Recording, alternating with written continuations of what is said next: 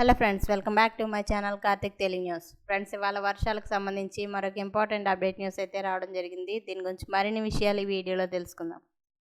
గత కొన్ని రోజులుగా దంచి కొడుతున్న ఎండలు, తీవ్రమైన హీట్ వేవ్తో అల్లాడుతున్న తెలంగాణ ప్రజలకు ఒక చల్లని కబురు.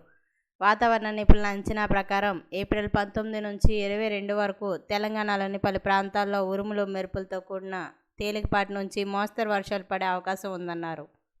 ఇక ముఖ్యంగా ఉత్తర తెలంగాణ మరియు ఇంటీరియర్ జిల్లాల్లో కూడా గంటకు 30 నుంచి 40 కిలోమీటర్ల వేగంతో గాలులు వీచే అవకాశం ఉందని వాతావరణ శాఖ వెల్లడించింది. హైదరాబాద్ నగరానికి సంబంధించి కూడా ఏప్రిల్ 19 నుంచి 22 వరకు ఉరుములతో కూడిన జల్లులు పడే అవకాశం ఉందన్నారు. అయితే ఏప్రిల్ 23 మరియు 24 తేదీల నుంచి వర్షాలు క్రమంగా తగ్గి మళ్ళీ పొడి వాతావరణం ఏర్పడే అవకాశం ఉందని అధికారులు చెబుతున్నారు.